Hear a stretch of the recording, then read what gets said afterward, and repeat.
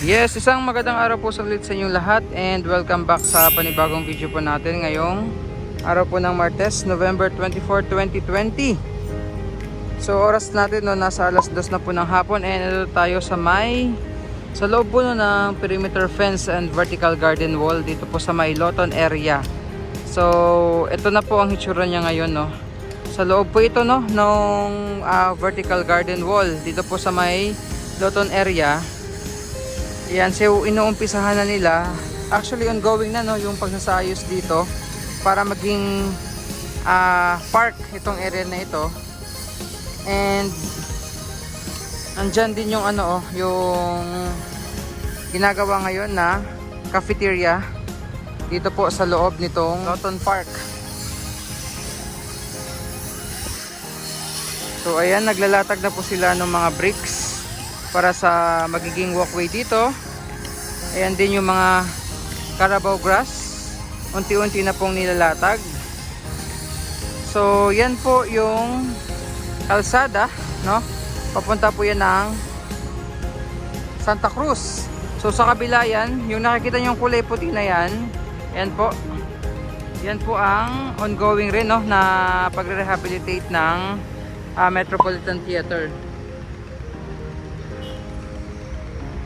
Ayan, so ito, yan, diretso po niya, no? Yan yun po yung papunta ng Loton Underpass, which is aayusin din yan, magkakaroon ng redevelopment po yung Loton Underpass na yan, no? So yan yung gitnang bahagi po ng Loton Underpass. Pag umakyat kayo sa may gitnang bahagi, ayun, dito po kayo mapupunta sa part na ito. Yan. And dito naman sa may kabilang side, ito naman po yung way, papunta po yan ng Binondo. No, sa kabila po niyan, meron ding kadugtong nitong ginagawa po na park dito sa paligid ng vertical garden wall dito po sa may Loton. Isa nga po yan sa mga proyekto po no, ni Mayor Isko.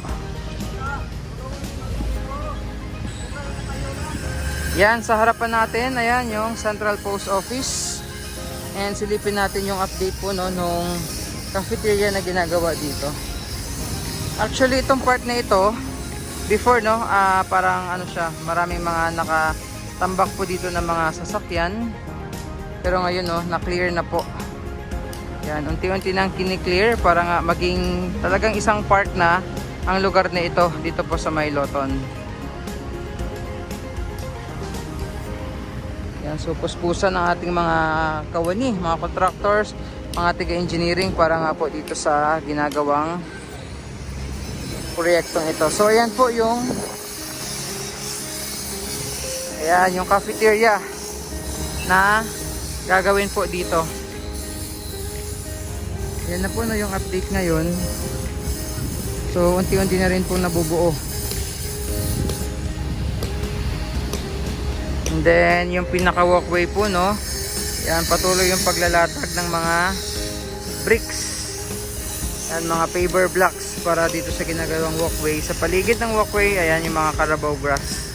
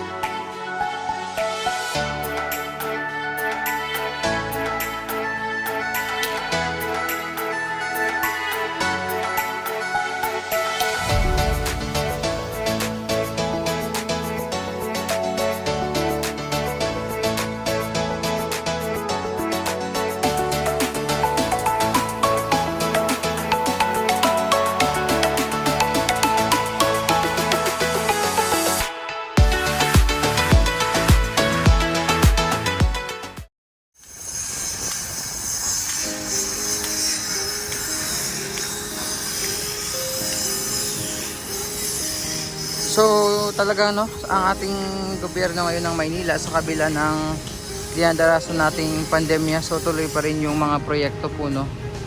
Ayan, no?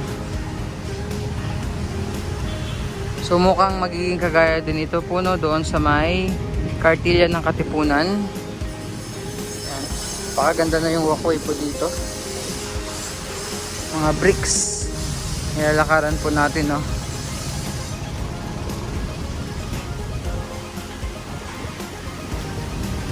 Yun, so ito nga po yung cafeteria or coffee shop na ginagawa.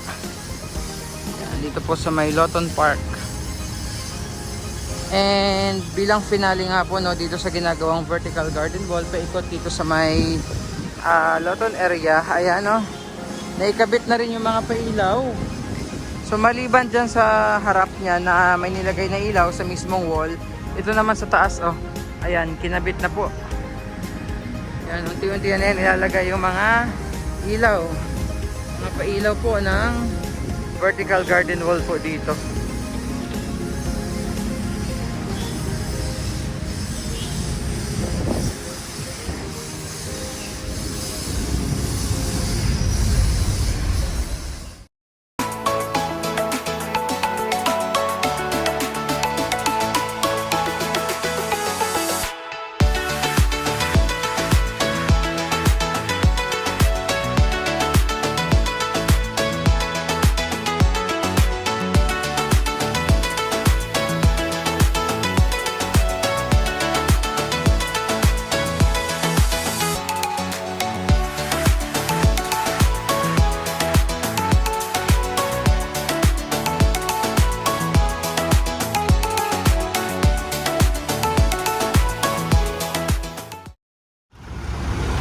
Yan, so yan po tuloy-tuloy yung ginagawang mga pagpapaganda dito no, sa may Lawton Park. Yan, panibagong attraction na naman po ito no, once na matapos ito dito po sa lungsod ng Maynila.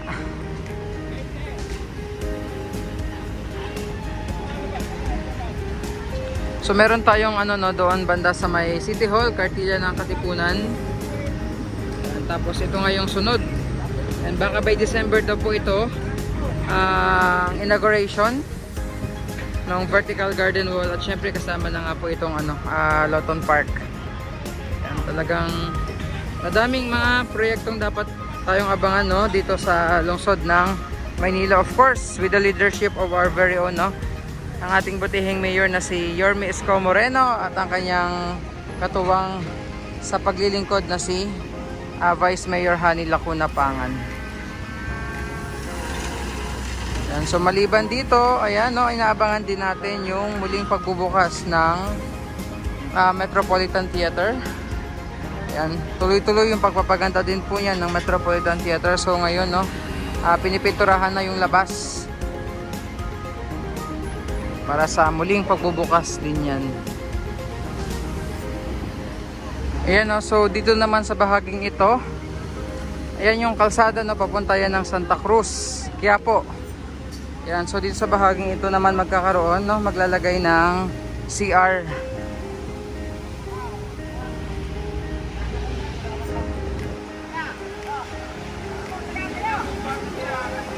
Yan, so meron tayong park, merong cafeteria or coffee shop, tapos ito nga yung ano, gagawing CR naman.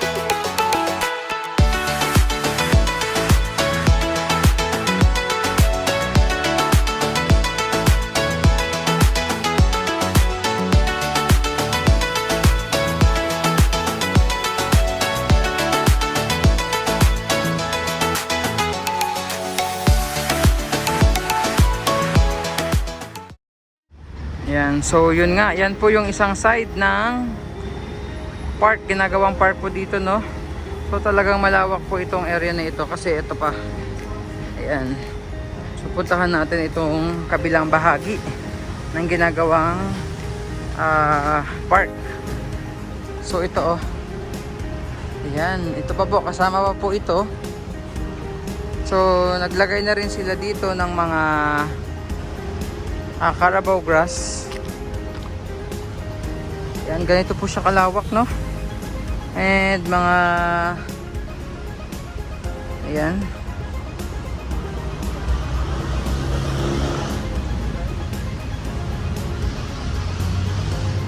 May mga bricks na din.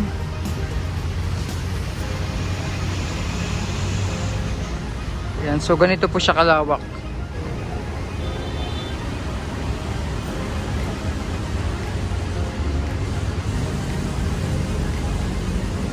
So dito sa kalsada, ayan o, yung way ng papunta po ng Binondo, naglagay din sila ng vertical garden. Ayan. Bali yung proyektong ito, no, ay bilang ano nga po, no, bahagi ng mga green spaces na programa, pagpapalawak at pagpaparami po ng mga green spaces po, no, dito sa lungsod ng Maynila. Yan, so tingnan nyo po, ito pa yung ilan sa mga halaman na ginagamit, no, para dito sa mga ginagawang vertical garden sa lungsod po ng Maynila.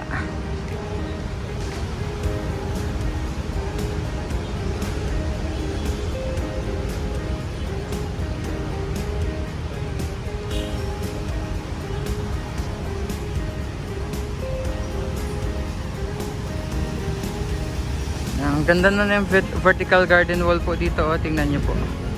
Ayan. Ayan. So yan po muna ang ating update po dito, no? At abangan nyo po yung mga susunod na magiging update dito. And by December ata yung target nila na matapos itong proyektong ito. Ayan. Maraming salamat po sa inyong lahat. And God bless everyone. Mag-ingat po tayo palagi. Maraming salamat po.